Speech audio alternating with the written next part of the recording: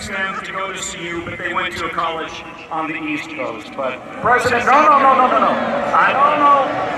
So President Stefano, without me writing the check, can we make them honorary bucks today? All right, there we go, honorary bucks.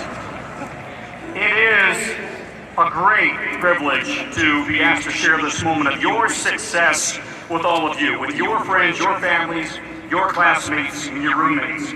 And we have all been through just a tremendously challenging 2 years. But for you, for this campus, this city, navigating through a pandemic, studying remotely, coming together after a mass shooting, caring for each other during horrific fires that destroyed 1,000 homes. You guys can sit down. Sorry about that. You exemplify tenacity and selflessness and community. Colorado has noticed, and I'll tell you, as I now work in Washington, D.C., the country has noticed. So on behalf of the entire alumni network, we salute you, the students, the faculty, the staff, for all you have accomplished, for your perseverance and the examples you have set. You have all made us proud.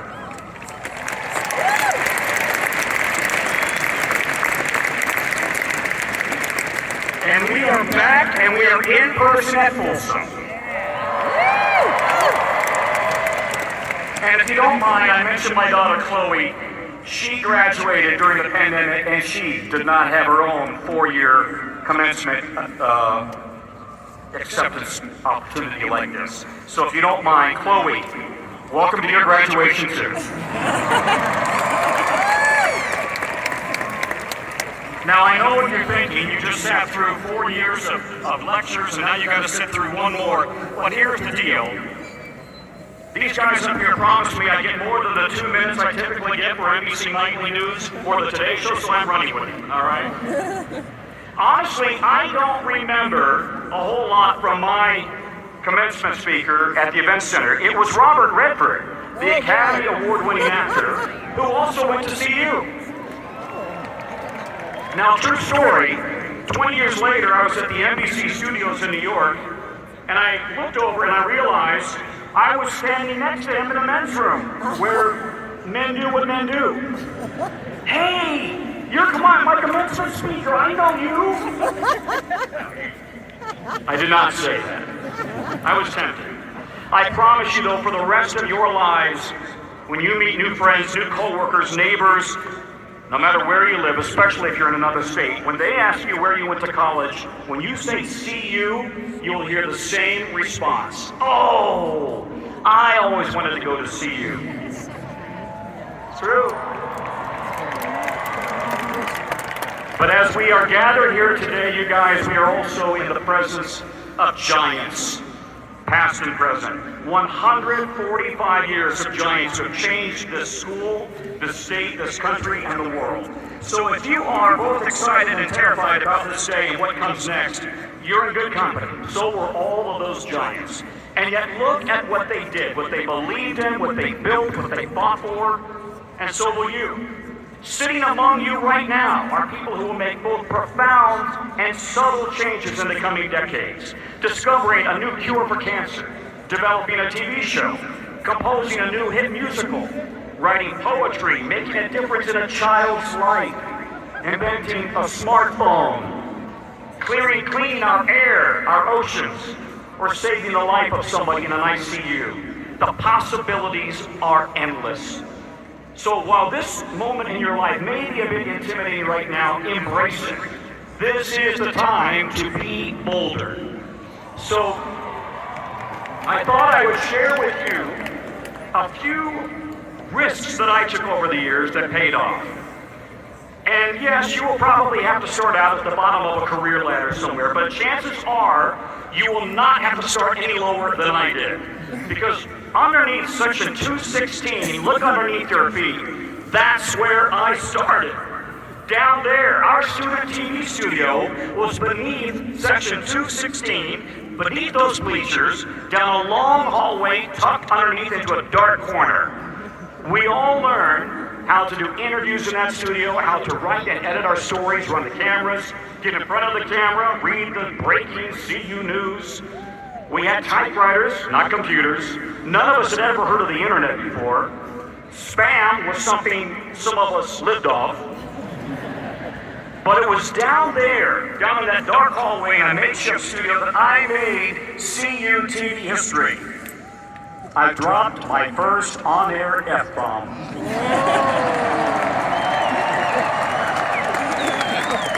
My first and last on-air F-bomb. Now, thank goodness. No, I'm not doing it.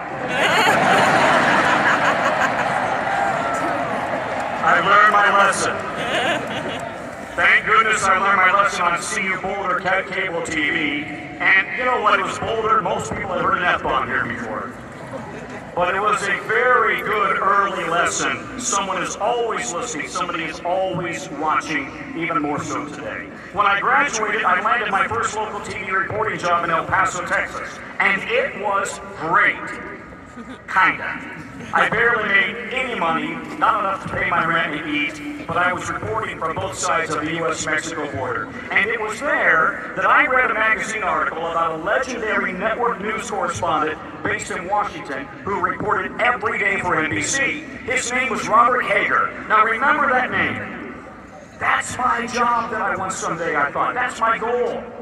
But I had a long way to go. I was 23 years old. Barely getting by in El Paso. I needed some experience in a much bigger city. So when 9 News in Denver offered me a 3-month tryout, I jumped at it. There were no guarantees, but I was coming home to Colorado, and that was a risk worth taking. 3 months turned into 6 years, and then it was time for another risk. Now, my wife and I had just gotten married, and I mentioned to you that she is Belgian. I always wanted to live in Europe, always wanted to go to grad school. So I quit my job at 9 News. We sold our house.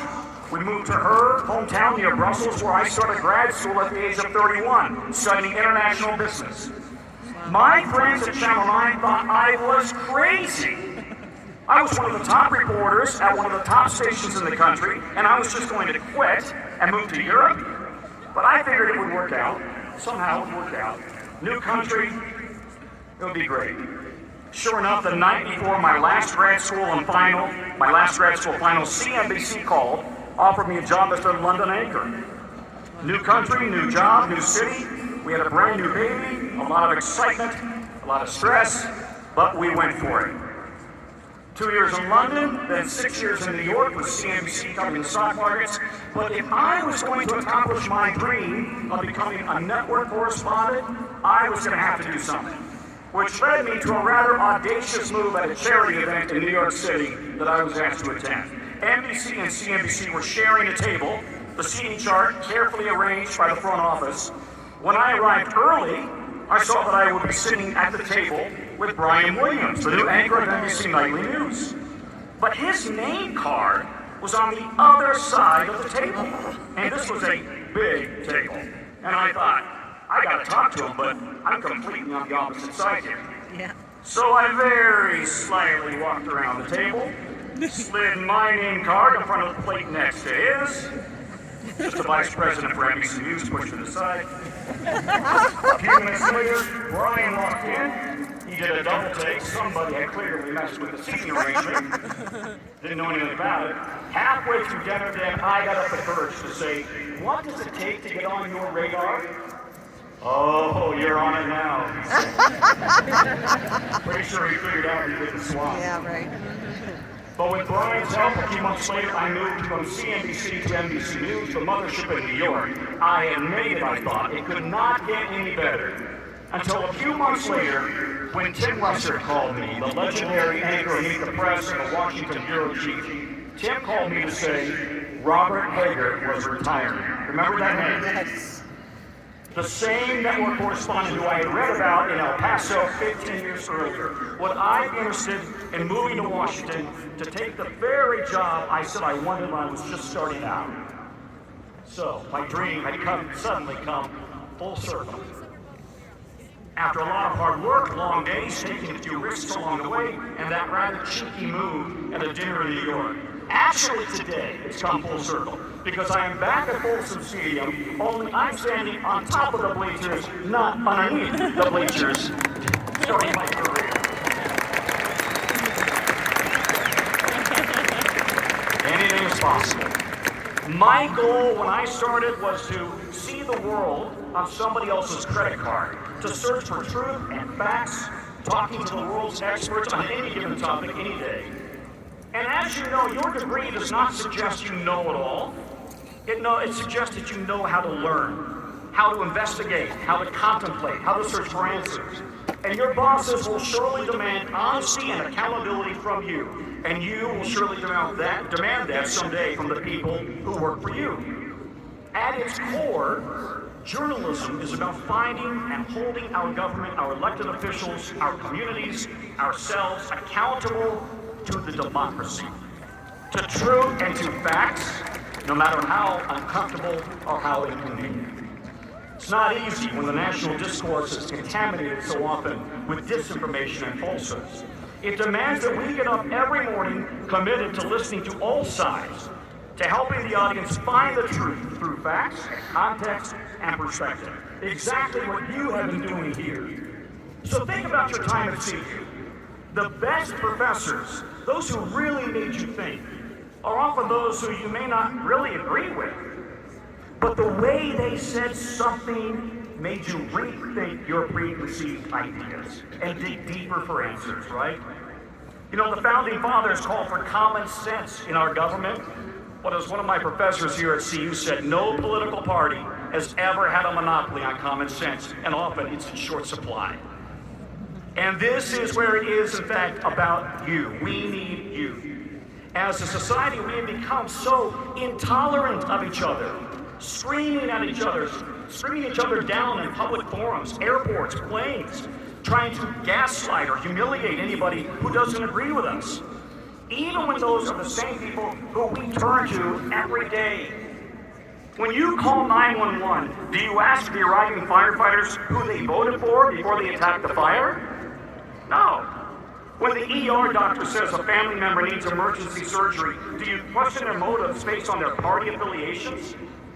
No, we presume people are acting in good faith as our neighbors, as our fellow Americans.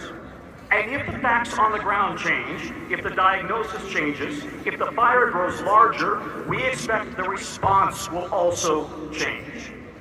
And I've met and interviewed so many people, medical professionals who over the last 2 years barely took a day off as they responded to the COVID crisis, learning about this new and evolving threat, changing their approach as the months progressed. And when COVID changed, they course corrected and they kept at it.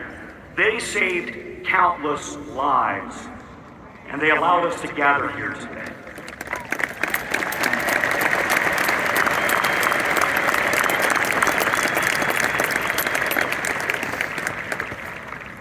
It is time we listen to each other, rethink our own preconceived ideas and convictions, give each other the benefit of the doubt that the other person wants what's best also for their country, their community, their kids, their husband, their wife.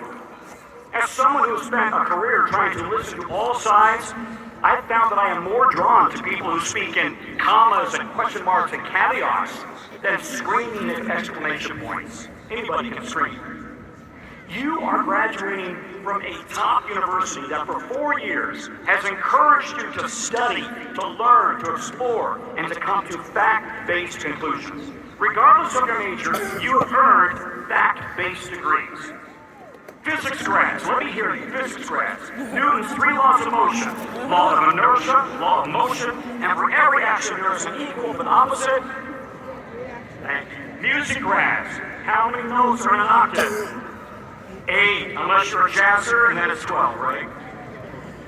Chemistry and biology grads, atoms are made of protons, electrons, and neutrons. History grads, the Declaration of Independence pronounces, we find these truths to be self-evident, that all men and women are created equal. Facts matter. Truth matters, honesty matters, civility matters.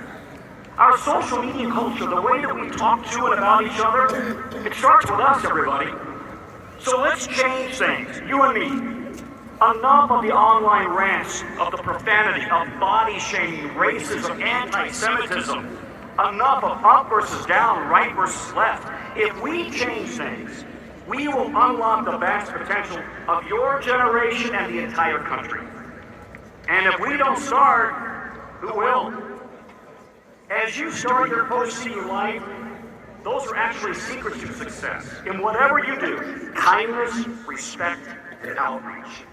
Almost everybody is thinking of themselves 90% of the time. That's human nature. So get into the other person's 90%. Acknowledge them, listen to them, compliment them, forgive them, make them feel valued and special. Speaking of forgiveness, I had the great privilege of being invited to an evening with Nelson Mandela in Switzerland when he was the president of South Africa. After being held prisoner for 27 years by the white apartheid government, he was making an appeal to white South Africans to come back to the country that they left to help rebuild South Africa. It was an astonishing moment of forgiveness, extending the hand of peace. So why not us? A few more secrets to success and happiness as you leave the warm embrace of CU. Show up to work 15 minutes early, leave 15 minutes late. Don't expect that participation medal that you got for playing soccer as a kid. You gotta earn it, man. You gotta show up, make yourself indispensable. Share the credit with others, accept the blame for any failure. Think before you tweet, and then just don't tweet. Put the phone down. Take in the real world. Live life at full throttle. Sing like Phoebe, dance like Ross, flirt like Joey and Monica, Joey and Rachel, and love like Chandler and Monica. Take risks and be bolder. You will rack up some scars, some wrinkles, some gray hairs, an occasional bruised ego, but life is about the journey more than the destination. Do good, be generous. Try not to drop an F-bomb on TV. And when you come back to this great school and this great campus over the years, and when someday you bring your own kids and you stare at that inscription over Norland Library, I promise you, the words will take on greater and greater meaning. Who knows? Only his own generation remains always a child. Never forget this place, this moment that launched you. I never have. And speaking to you today has truly been the greatest honor of my life. Sco, scene 22, and Sco Bucks!